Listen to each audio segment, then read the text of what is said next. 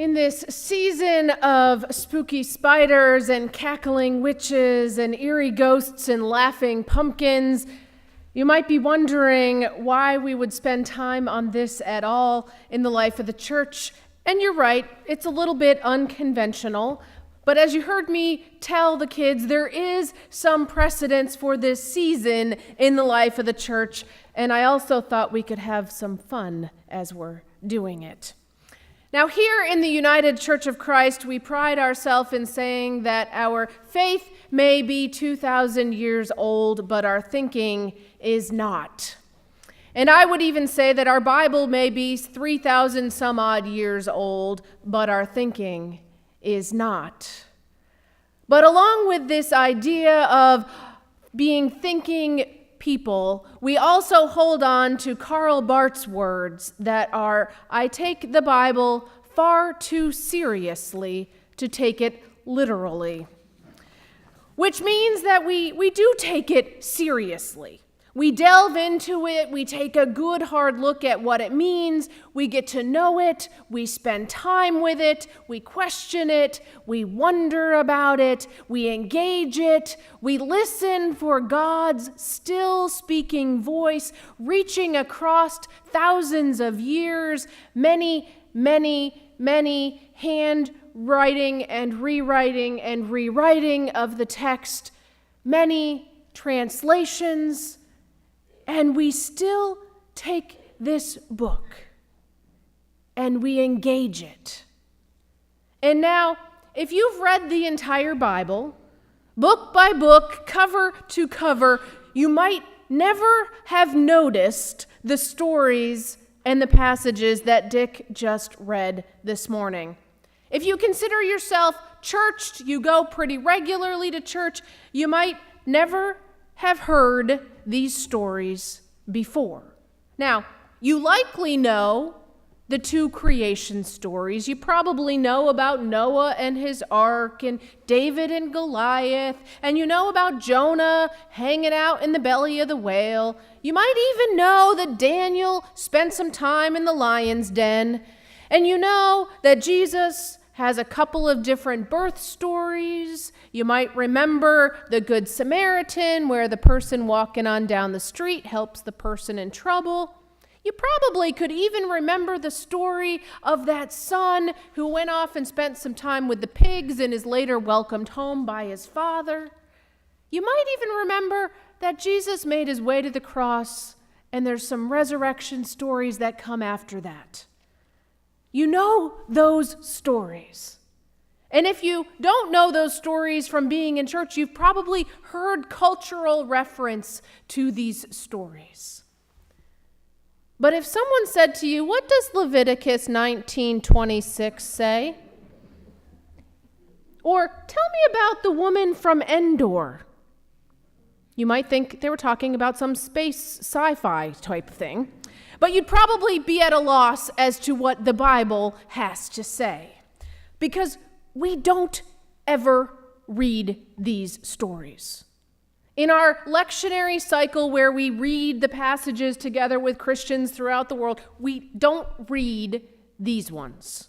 They're not part of our familiar, beloved texts.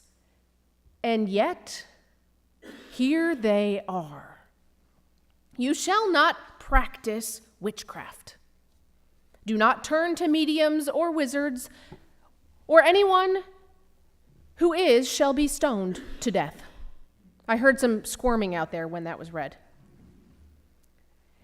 In these random verses, it's these ones that drive Christians to not let their children read Harry Potter and get engrossed in the story of Harry and his friends at Hogwarts. It's these verses that keep people from trick-or-treating and having Halloween. But these verses were meant to keep the community focused on God, on Yahweh, not so much to keep children from the 21st century from having fun. They were there to remind the people that they weren't supposed to worship whatever god lived on the closest mountain, that they were supposed to worship God. They weren't supposed to engage in witchcraft or mediums, which would have been common practice. They were to worship the God of Israel, the God of Abraham and Isaac. That was what they were supposed to be doing. But in these passages, and in this story in 1 Samuel, we get a glimpse at what is underneath all of it, and that is fear. Fear of God a little bit, but more fear that this community that was being created was not going to work. Fear that peace would not be maintained. Fear of the other, of something different. Fear of something invisible and inexplainable. That mysterious story in 1 Samuel, we encounter King Saul in the community of Endor. And it's a town we don't hear much about in the Bible. It's not one of those towns we know about, except we get a glimpse in this clip. Take a look. He needs me. He also needs something to go out and play in. Oh, that's adorable. Come on, precious. Try it on.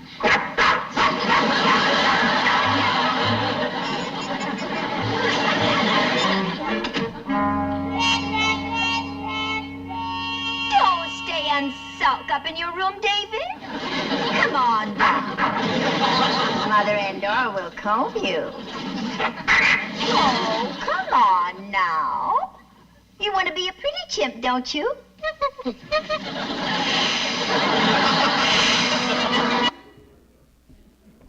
Did you catch it? What's her name? Endora. That's why. But Bewitched gives us this glimpse into what is going on in this somewhat obscure text. And we see Saul doing exactly what he forbid everyone else from doing. He consulted a medium, a woman from Endor. Now, he had tried to call upon God. And he had tried by talking to the prophets. He had tried to cast lots, which was that device that Dick was talking about, kind of like a dice. He had tried to look in the dreams, but no avail. God didn't answer. And so Saul let fear drive him as he opposed trusting God. He just couldn't trust God, and so he sought out the medium. And in that scene, the woman from Endor brings Samuel's ghost on out. Now, what we didn't hear is that Samuel was sort of the arch nemesis of Saul. They did not get along in life, and apparently once Samuel has died, they didn't get along then either. But we see that this conversation doesn't go real well. Samuel pretty much tells Saul, you and your sons are going to die tomorrow. And he is driven by anxiety and fear. He is paralyzed, and he decides that he has to do what he has forbidden everyone else from doing. So we think of this obscure story, and we think of it in a weird time that we don't really understand. But what do we do when we are wrought with anxiety and fear? That is a very human thing that transcends generations and cultures. Now, we may or may not do as Saul did and turn to God first. We may or may not get frustrated if we do turn to God that we don't hear an answer from God.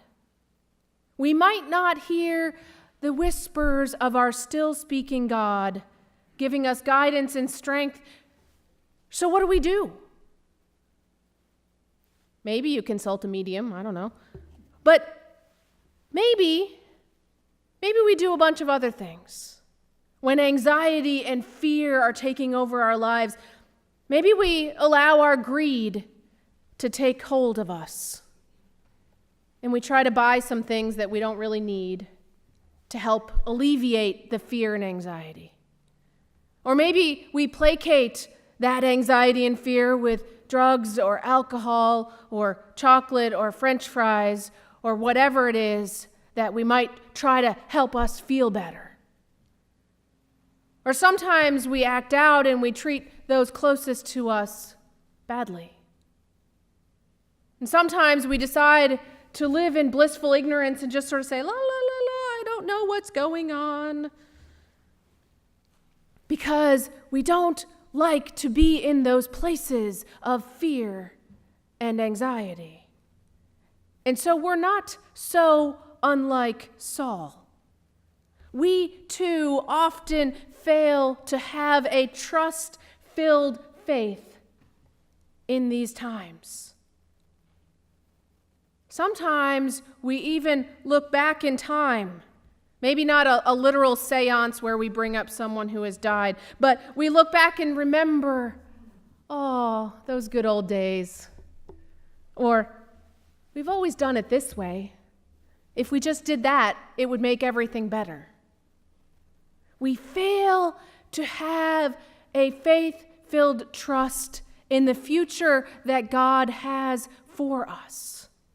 That God's still speaking voice is calling us to new and emerging things. And instead, we live in fear. We let fear take over, as it did for those who lived in Salem, Massachusetts in the 1690s. Again, a part of our history that we think doesn't really have anything to do with the church, except that in that community where over 150 were accused of witchcraft and 20 were hanged, they let fear get a hold of them, and Judge Samuel Sewall was a member of the Congregational Church, one of the predecessor denominations of our church, the United Church of Christ.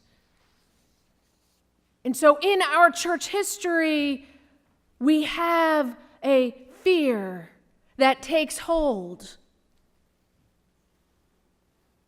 And we convict people who are different. But in the reading I was doing, we learned that Judge Sewall sought forgiveness.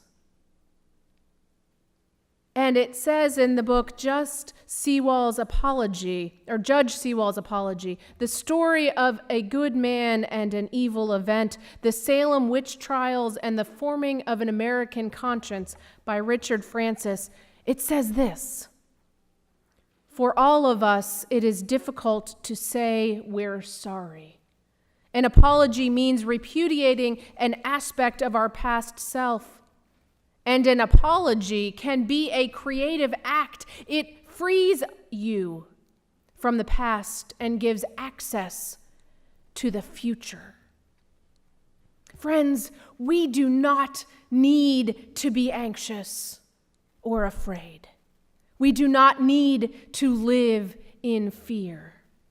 We don't need to live as Saul did, turning away from God. We do not need to live as they did during those Salem witch trials, in fear.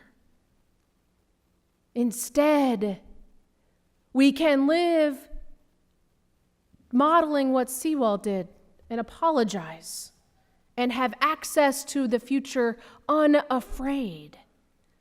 We can look to the future where our still speaking God is calling us to a future without fear.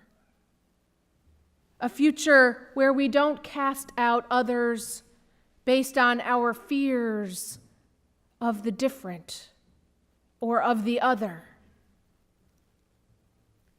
I invite us into that future